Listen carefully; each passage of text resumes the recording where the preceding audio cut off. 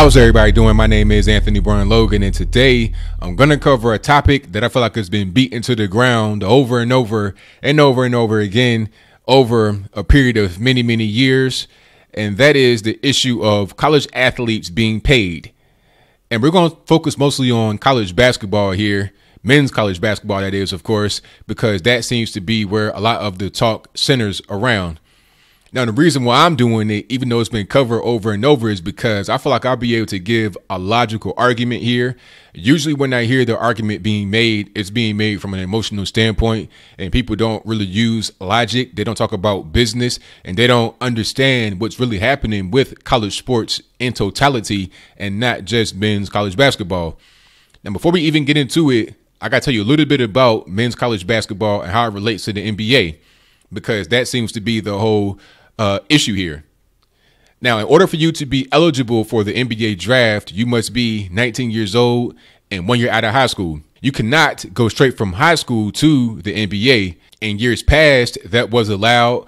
Guys like Kevin Garnett, Kobe Bryant, I think Moses Malone, and others, they came straight from high school into the league, but you can't do that anymore. And there's a reason behind that. I think there's a social reason, because they don't want kids' hopes and dreams to be dashed, because maybe you know, maybe you don't know, but once you declare for the draft, you are not eligible to play college basketball anymore. You're not eligible to be a student athlete anymore. So if you declare for the draft in football, you can't then go back after you get drafted. Even if you don't get drafted, you can't go and say, okay, now I want to still play as a student athlete. You can't do that, because at that point it would be used as a farm league, and that's not what they want. They want it to be student athletes. Barack Obama had a suggestion of having a farm league for the NBA, so the NCAA would not get used as a de facto farm league, where the kids, or the student athletes, I should say, because many of them are adults, where these young athletes have enormous financial pressure on their head, but they don't get paid. But my thing is this. I don't know where he's getting the idea that the NBA does not have a farm league. It's called the G League. It used to be called the D League. They have 26 teams. It's going to be one more next year in the 2018-2019 season. And each team has 12 roster spots, 10 guys who are not in the league and 2 guys that are, or 2 guys that oscillate back and forth. The minimum salary, or I think the salary in general is $25,000. I don't think it's minimum or maximum. I think it's $25,000 how much you get paid. So that right there is a farm league. And it's just like the way that Major League Baseball does their farm league, because you can get called up from the G League and go to the NBA. So let's say you have a team that experiences a bunch of injuries at once. They're going for a playoff push. You're having a good year in the G League. It can call you up from there. You can get signed straight to the NBA. That's how it works.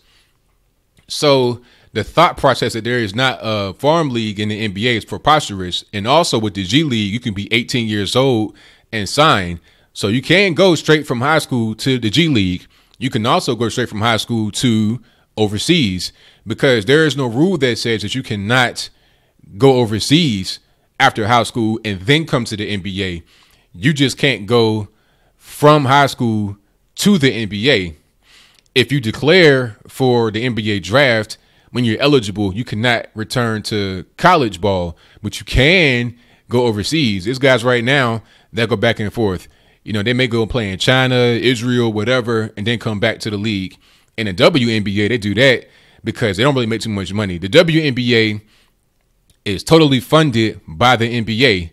It's a subsidiary of the NBA. Without the NBA, there will be no WNBA. These girls might make 40 grand, 50 grand a year.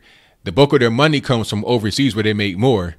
And also, the WNBA season is short. It's only like 3 to 4 months. So you're not really getting paid, and you have a short amount of time that you are working. So you go overseas in your off time to continue to play basketball and get paid. That's a good segue into my next point about college sports. People saying that the athletes should get paid. You know, the NCAA, they're raking in millions. Why not give some of these athletes the money that you make? But here's the thing.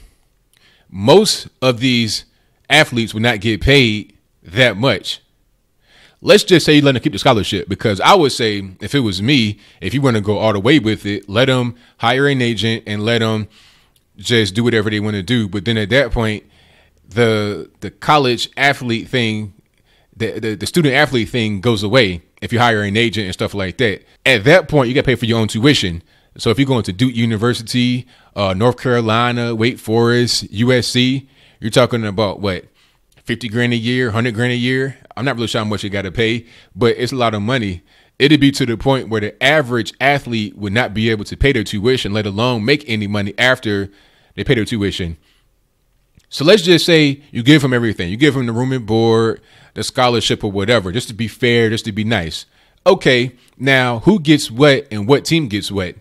If you're talking about a stipend, which would be, you know, a little bit of money to have in your pocket to go buy clothes, to be able to, I don't know, maybe rent a car or something like that, to have a little bit of pocket money beyond what you would have from your benefits as a college athlete, being able to get free food from the caf if you get that, being able to have room and board, and getting trained by top tier level people in your particular sport, which will prepare you to go to the NBA or overseas with an education in that. And also your free education, if you do take that seriously and you don't just, you know, have fake classes and stuff like that. What happened with Rashard McCants in North Carolina.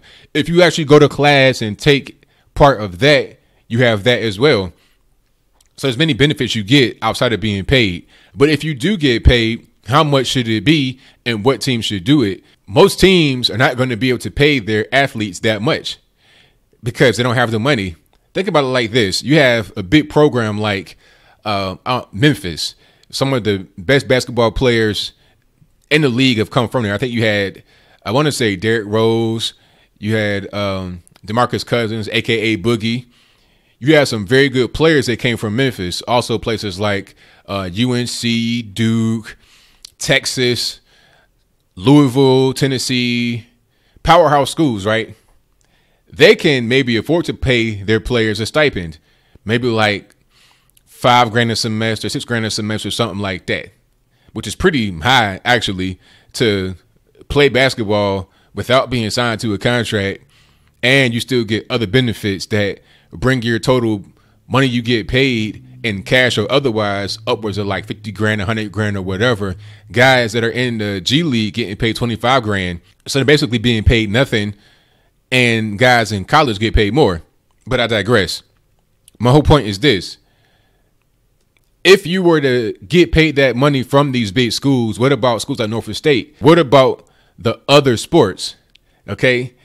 Little do we know, and most don't know this, that men's basketball and football fund all the other sports. You're talking about baseball, lacrosse, field hockey, tennis, skating, whatever it is. Whatever the sport is that you play in college, that you get a scholarship for, aside from football and men's basketball, is funded by the two biggest programs. So when you say, okay, everybody's got to get paid, now who gets paid? Is it just men's basketball and football, or is it everybody else that plays a sport in college? What about that? And also, if you're talking about a smaller school like Norfolk State University, the tuition for there is like 10 grand a year. You don't have big athletic programs that really compete on a major level. You're in the MEAC. It's not really that big. You're not going up against the big dogs in the NCAA. How are they going to pay their athletes? And how are they going to maintain the other programs if they have to divert money away from that to pay the actual players? What you're going to see is a lot of schools shut down other athletic programs.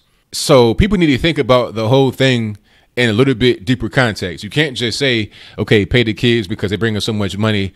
Well, who else gets paid? You're talking about softball, tennis, field hockey, women's lacrosse. Do those players get paid even though those sports cannot support themselves on their own and rely upon football and men's basketball to support them? It doesn't make any sense. How are you going to pay somebody with nothing? And how are you going to rob Peter to pay Paul? At the end of the day, as I close, I want to say this. I think that athletes, if you go to a major school, you should be eligible to get paid a stipend if the college wants to pay you the stipend. But it shouldn't be a requirement. You should be able to go to a school and they say, okay, this is what we can offer. We can offer you a scholarship. We can offer you free food in the CAF. We can offer you room and board, but we can't pay you. We can't give you a stipend. We don't have enough money for that.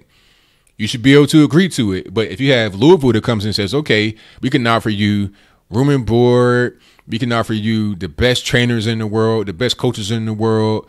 We can offer you a scholarship, top tier education with a tutor, and we can pay you a stipend. That should be legal. But you can't say that every sport has to get paid, and you cannot say that every school must pay.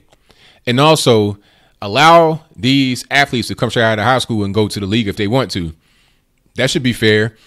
And don't say there is no farm league, because there is a farm league. If you want to go to the G League out of high school rather than college, you can do it. But the reality is, and I think a lot of these young guys know it, it's better to go to college. If you are a high recruit in high school, you should go to college, because you're better able to get trained for the NBA in that environment. Most guys, when they come straight out of high school, do not perform well, and then it ends in tragedy. That's why you have the old one and done. Now, you should be able to just do whatever you want to do. Take a risk. You know, the whole one and done rule was put there so kids wouldn't just ruin their future, destroy the chances of being able to go to college, is that and the third. But hey, it's a risk. You know, there's a lot of risks in life you can take. And if it don't pay off, then that should be what it is.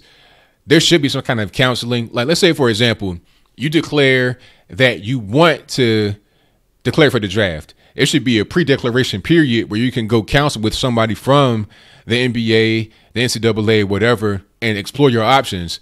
Have some kind of combine, some kind of pre-NBA combine where you go and show off your skills to scouts, and then they can say, okay, we should draft you or we should not draft you. And then they say, okay, you should go out for the draft. You should not go out for the draft. You should get, you should go to college and figure that whole thing out, or go straight to the league. LeBron James, obviously one of the best talents of our time. Going to college would have been a waste of time for him. He came out in the right time before the whole one and done rule came into effect. I think they came into effect in 2005 or 6. He came out and immediately performed very well as a 17, 18-year-old rookie. However, most of these kids do not. That's the reality. But you should be able to make the decision on your own if you want to. So what do you think? Do you think that college athletes should get paid? And if so, who gets paid? Is it going to be the guys that bring in the money? Should you get paid according to what you actually do on the team? Because let's look at the real world. You got LeBron James. He's making the most money on the team on the Cavaliers. But the 15th guy who doesn't even play on an inactive roster, who just came from the G League, he won't make the same kind of money. So if we're going to be fair like the NBA, then let's be fair like the NBA in college. The top guy on the team should get paid the most, and the guy that's on the bottom end of the team who doesn't play shouldn't get paid too much at all. What if you are a walk-on? Should you still get paid if you're a walk-on and you didn't get recruited? If you pay your tuition and you walk on, should you get a stipend? Doesn't make any sense. Or should it be like an incentive to be able to come to the school? People would say it's unfair because different players get different things. But if we're going to compare it to the NBA, then we can't talk about fairness, because ain't no fairness in the NBA. If you are a good player, you get paid as such. If you are not a good player, you do not get paid as such. But whatever your comments are, please let me know in the comments below. That's all I got to say for this video. If you like what you heard, please comment, rate, share, and subscribe. Peace.